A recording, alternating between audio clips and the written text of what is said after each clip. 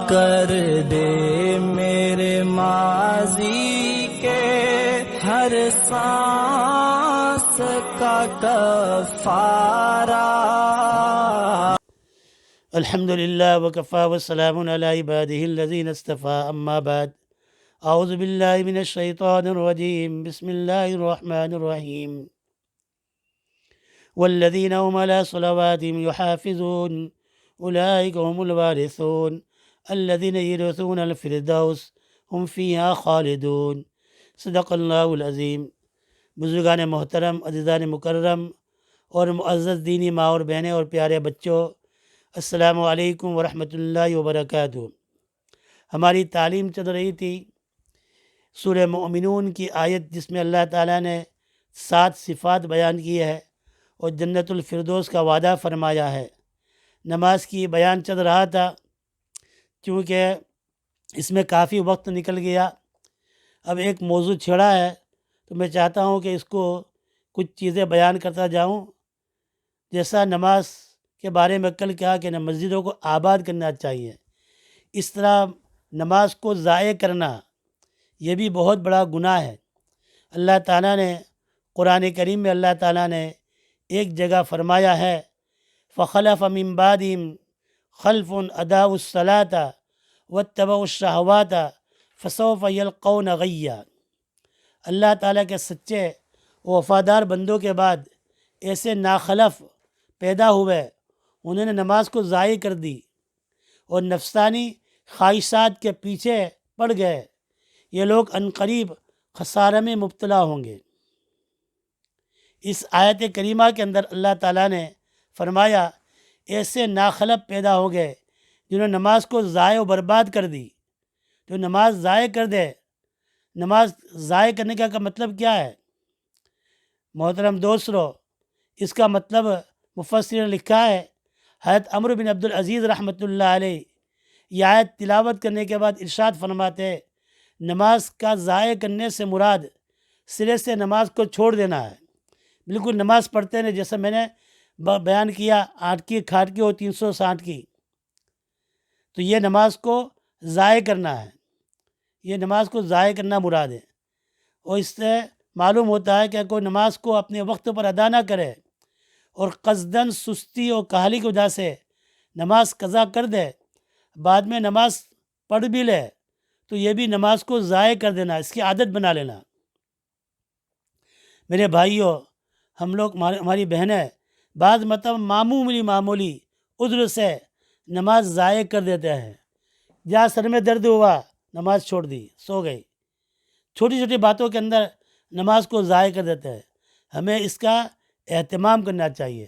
ہمارے انڈیا کے اندر ایک بزرگ گزرے ہیں، ایسے بہت سے واقعات ہیں، میں آپ کو بہت سے واقعات سناتا ہوں، لیکن یہ بھی تعلیم کرتے کرتے مجھے ایک واقعہ یاد آ گیا، مولانا عبدالکبیر رحمۃ اللہ علیہ کا۔ یہ بہت بڑے مبلغ تھے، جو دارالعلوم مفتاح العلم جلال آباد کے اندر، وہاں یہ بہت بڑے مبلغ تھے۔ وہ نماز کو بہت اہتمام کرتے تھے۔ تو انہوں نے ایک مرتبہ سفر کر رہے تھے دہلی کا، ایکسپریس بس کے اندر جا رہے تھے اور عصر کی نماز ان کی پڑھنا باقی تھی۔ اب انہوں نے دیکھا کہ نماز کے وقت کے اندر، اور دیکھو جس آدمی کو نماز کا اہتمام کرنا ہوتا ہے وہ وضو وغیرہ کر کے بھی وہ تیار رہتا ہے کہ بھائی مجھے مغرب کی نماز پڑھنا ہے۔ ان کا وضو تھا اور سمجھتے تھے کہ مغرب سے پہلے دہلی پہنچ جاؤں گا، لیکن راستے میں دیر ہو گئی۔ تو کنڈکٹر کو انہوں نے کہا کہ بھائی تم نماز ذرا بس کو روک لو، میں اتر جاؤں اور میری نماز پڑھ لوں، میری عصر کی نماز قضا ہو جائے گی۔ ڈرائیور نے کہا کہ ہماری بس ایکسپریس ہے، ہم اس کو روکتے نہیں ہیں۔ انہوں نے بڑی گزارش کی، ریکویسٹ کی، لیکن بس نہیں روکی۔ تو مولانا نے کیا کہا، ونڈو کے پاس گئے اور ونڈو کے پاس اپنے چہرے کو اور اپنے جسم کو آگے نکالا کہ یہاں سے میں کود کر نماز پڑھنا ہے۔ وہ کودنے کی تیاری کرتے ہیں، کنڈکٹر نے دیکھا تو فوراً بس روکی، اور روکنے کے بعد وہ ڈرائیور نے بس روکی، مولانا کو کہا کہ آپ اتر جائیے، آپ اتر جائیے، آپ کی نماز پڑھ لیجیے۔ تو مولانا اتر گئے اور انہوں نے کہا ہم تو بس لے جائیں گے. انہوں نے کہا اچھا ٹھیک ہے چلے جاؤ. مولانا اٹھے اور ایک کونے کے اندر اپنی نماز شروع کر دی. اب بس چلی، تھوڑی دیر چلی، 100-200 یارڈ چلی اور بس رک گئی. ادھر مولانا نے اپنی نماز بھی پوری کر لی. تو ڈرائیور نے بس کو ریورس کرتے ہوئے پھر لایا اور جہاں نماز مولانا پڑھ رہے تھے وہاں بس روکی اور کنڈکٹر نکلا اور اس نے مولانا کو کیا آئیے چلیے آپ نے نماز پڑھ لی چلو. دیکھو انہوں نے نماز کا ان کا کتنا اہتمام تھا. تو اللہ تعالیٰ نے یہ ناممکن چیز کو اللہ تعالیٰ نے ممکن میں بدل دیا. اگر ہمارے دل میں ہم ٹھان لیں کہ ہم کو نماز پڑھنا ہے، اللہ وقت بھی نکالے گا اور اسے اسباب بھی پیدا کر لے گا. ایک مرتبہ سفر کر رہا تھا اور ہماری گاڑی خراب ہو گئی. ہم ایسی جگہ ٹھہرے ہیں جہاں مسلمانوں کی آبادی نہیں تھی. ہم گاڑی میں انتظار کر رہے تھے میکینک کا. کافی دیر ہو گئی تو وہاں سے ایک گورا اور گوری آئے، بڑے میاں، بڑے عمر کے.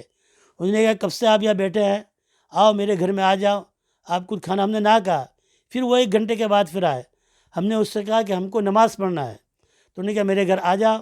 اس نے نماز پڑھنے کے لیے وضو کرنے کے بعد اس نے اپنے کتے کو الگ جگہ لے جا کر روم میں بند کر دیا اور نیا ٹاول ہم کو نکال کر دیا اور کہا نیا ٹاول اور تم آرام سے اپنی نماز پڑھ لو. الحمدللہ UK کے اندر بہت سے بھائیوں نے آفس میں کام کرتے ہیں، انگریزوں کی شاپ میں کام کرتے ہیں. اب تو انگریزی شاپ کے اندر بھی انہیں نماز کے لیے ایک روم دے دیا ہے. اگر آدمی کی نیت ہو تو اللہ تعالیٰ اسباب پیدا فرماتا ہے. حضرت عبداللہ ابن مسعود رضی اللہ فرماتے ہیں غیہ یا قرآن فسوف یلقون غیہ، قرآن نے فرمایا ان قریب ہم اس کو غیہ میں داخل کریں گے. غیہ ایک وادی کا نام ہے جو بہت گہری ہے اور نہایت سخت عذاب والی ہے. اس میں خون اور پیپ سے بھرا ہوگا. اللہ تعالیٰ ہمیں اس سے بچا. اللہ تعالیٰ ہم سب کی حفاظت فرمائے.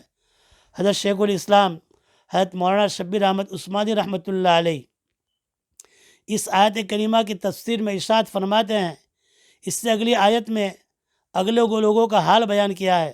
وہ اللہ کے نیک بندے تھے، مخصوص بندے تھے، مخلص بندے تھے.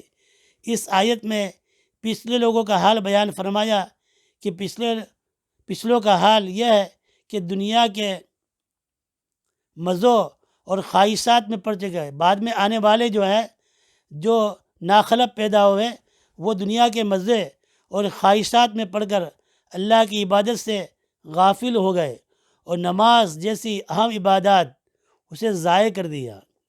بعضوں نے تو فرضیت کا انکار کر دیا. فرضیت کا انکار کر دیا تو کافر ہو جاتا ہے. اور بعضوں نے تو فرض جانا مگر پڑھتے نہیں ہے. اور بعضوں نے پڑھی ہے تو کبھی جماعت سے پڑھی، کبھی بغیر جماعت کے پڑھی، اور نماز کی شرائط اس کے حقوق کی رعایت نہیں کری. ہر ایک کا درجہ بدرجہ گمراہی کے اندر ہے. ہر ایک کا درجہ بدرجہ درجہ بدرجہ اس کو سزا ملے گی. تو ہم کو نماز کو پورے اہتمام کے ساتھ ادا کرنا چاہیے. اور اللہ تعالیٰ نے جو وعید فرمائی کہ فسوف یلقون غیہ، ہم اس کو غیہ میں داخل کریں گے. اللہ تعالیٰ ہم سب کی حفاظت فرمائے. سبحان اللہ و بحمدہ، سبحانک اللہم و بحمدک، نشہد ان لا الہ الا انت نستغفرک و نتوب الیک.